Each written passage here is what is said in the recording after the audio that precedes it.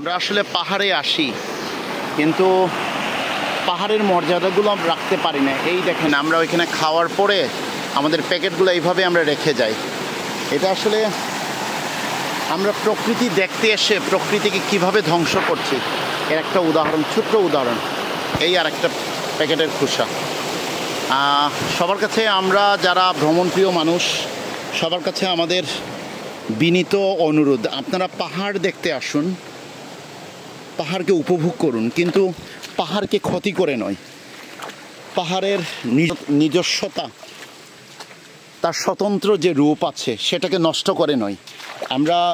আমরা নিয়ে আসবো, কিন্তু আমরা এমনভাবে এইগুলা যত্রতত্রভাবে না ফেলে এগুলোকে একটা প্যাকেটের মাধ্যমে নিয়ে আবার পুনরায় নিয়ে যাওয়া, অথবা যেখানে আসলে এখানে একটা পুড়িয়ে ফেলে দেওয়া যায় ওইরকম একটা ব্যবস্থা নিয়ে যাতে আমরা আসি চাই।